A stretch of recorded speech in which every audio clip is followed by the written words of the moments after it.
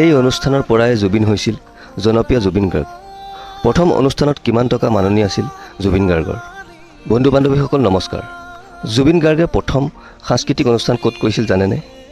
আৰু তেওঁৰ সেই অনুষ্ঠানত মাননি কিমান পাইছিল জানেনে? যদি নাজানে তেনেহ'লে আজিৰ এই ভিডিঅ'টি সম্পূৰ্ণকৈ চাওক। এটি লিখনিৰ ওপৰত আধাৰিত আজিৰ এই ভিডিঅ'টো আপোনালোকৰ বাবে আগবঢ়াইছোঁ। অনামিকাৰ পৰা ৰুদ্ৰলৈ 33 বছৰত প্ৰায় 40টা ভাষাত 38,000 গীত গাই অৱশেষত নিয়তিৰ কোলাত শুই পৰিল অসমীয়াৰ আটাইতকৈ প্ৰিয় সন্তান জুবিন গাৰ্গ। আকাশ বতাহ নদ নদী জুৰি সাগৰ পাহাৰ ভৈয়াম শৰৎ বসন্তকে ধৰি প্ৰতিটো ঋতুৰ প্ৰতিটো প্ৰজন্মৰ বাবে গীত গাই অসমীয়াৰ মাজৰ পৰা বিদায় ল'লে প্ৰাণৰ শিল্পী জুবিন গাৰ্গে। জ্যেষ্ঠ সাংবাদিক প্ৰাণজিৎ শইকীয়াই সোঁৱৰিলে যুগজয়ী জুবিনৰ সান্নিধ্য।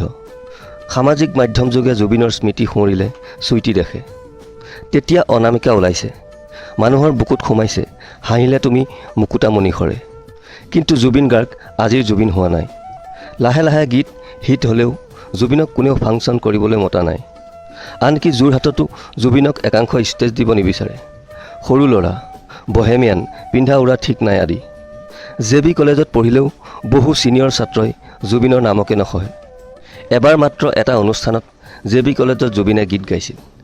সেইদিনা জংকীৰ এটা অনুষ্ঠানত হাৰমনিয়াম বজাই থকা জুবিনে এটা গীত গাইছিল ভনীয়েকে কোৱাত। তাতো একাংশ অসন্তুষ্ট হৈছিল, কিয় জুবিনক গাবলৈ দিব লাগে।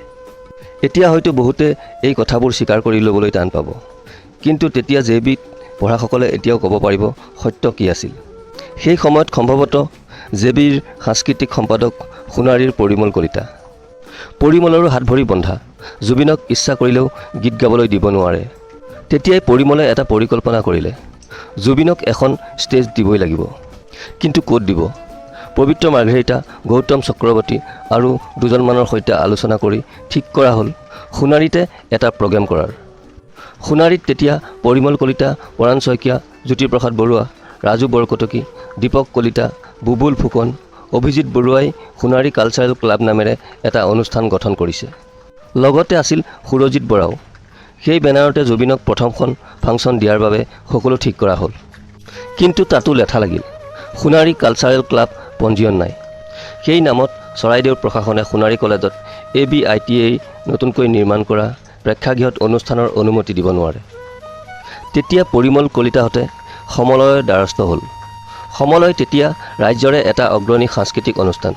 কিন্তু সমলয়ৰো একাংশই অখ্যাত জুবিনৰ ফাংচনৰ সৈতে নিজৰ নামটো জড়িত কৰিবলৈ অনীহা প্ৰকাশ কৰিলে। অৱশেষত যেনিবা পৰিমলহঁতৰ হেঁচাত সমলয়ে নিজৰ নামটো ব্যৱহাৰ কৰিবলৈ অনুমতি দিলে।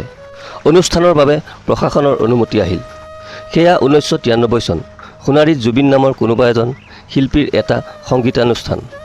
সৰু চহৰখনৰ ক'ৰবাত উচ্চগ্ৰামত হাঁহিলে তুমি মুকুতা মণিসৰে বাজে।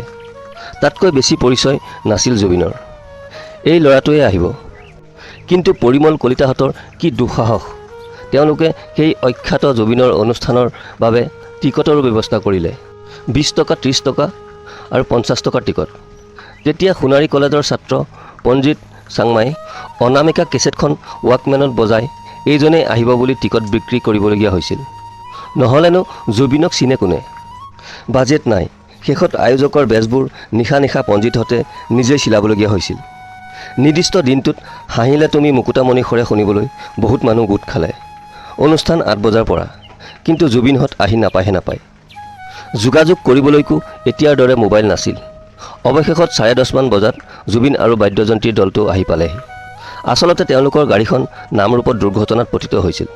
যোৰহাটৰ পৰা জুবিন আৰু পবিত্ৰ মাৰ্ঘেৰিটা ডিব্ৰুগড়লৈ গৈছিল। গাড়ীখনত বাদ্যযন্ত্ৰী বন্ধু কেইজনক তাৰ পৰা তুলি আনিবলৈ। সেই অহাৰ বাটতে হৈছিল দুৰ্ঘটনা। সিদিনা সোণাৰীত প্ৰাণ ভৰি গীত গালে জুবিনে। জুবিনৰ জীৱনৰ সেয়া প্ৰথমটো সাংস্কৃতিক অনুষ্ঠান, প্ৰথমখন ফাংচন। সেই দিনটোত আৰু এজন লোকৰ জন্ম হৈছিল, এংকৰ পবিত্ৰ মাৰ্ঘেৰিটাৰ। পৰিমল কলিতাই সহপাঠী পবিত্ৰ মাৰ্ঘেৰিটাক অনুষ্ঠানটো এংকৰিঙৰ দায়িত্ব দিছিল। 2টা ভাষাত এংকৰিং, অসমীয়া আৰু ইংৰাজী। ঘোষকৰ দৰে অনুষ্ঠানত আঁত ধৰা মানুহজন ঘোষণাটো কৰি নামি নাহে। অনুষ্ঠানটো ষ্টেজত থাকিয়ে পৰিচালনা কৰিব। পবিত্ৰ মাৰ্ঘেৰিটাৰে পৰিকল্পনা। এক সফল সাংস্কৃতিক সন্ধিয়া। প্ৰথমে ভৰা অডিটৰিয়াম, পিছলৈ টিকট নাচাই দুৱাৰ খুলি দিবলগীয়া পৰিৱেশ। কোন জুবিন গাৰ্গ? কি গাইছে এই দীঘল চুলিৰ ল'ৰাটোৱে? সকলো অবাক।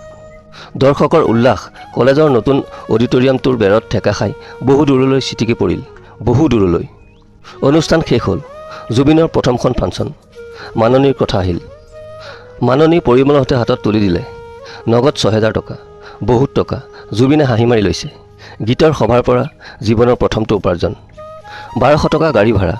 বাদ্যযন্ত্ৰী বন্ধুসকলক ৩০০কৈ টকা দিয়াৰ পিছতো ২,০০০ টকামান ৰৈ গৈছিল। এংকৰিং কৰা পবিত্ৰ মাৰ্ঘেৰিটাকো মাননি দিয়া হ'ল। সেই সোণাৰীৰ অনুষ্ঠানত গীত গোৱা অখ্যাত জুবিন গাৰ্গ তাৰ পিছতেই জুবিন হৈ পৰিল।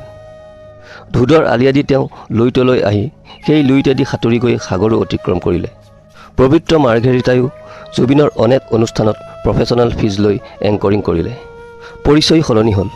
মই সোণাৰীৰ ল'ৰা, সোণাৰী মোৰ আৱেগ। সোণাৰীয়ে জুবিনক দিয়া পৰিচয় আৰু সোণাৰীৰ পৰা আৰম্ভ কৰা যাত্ৰা আজিৰ দিনটোত স্মৰণ কৰিবলৈ মন গ'ল। বন্ধু বান্ধৱীসকল, জুবিনৰ এই আৰম্ভণিৰ কথাকেইটা শুনি কেনে লাগিল কমেণ্ট কৰি জনাবচোন। আজিলৈ আহোঁ। জয় অসম, জয় জুবিন দা।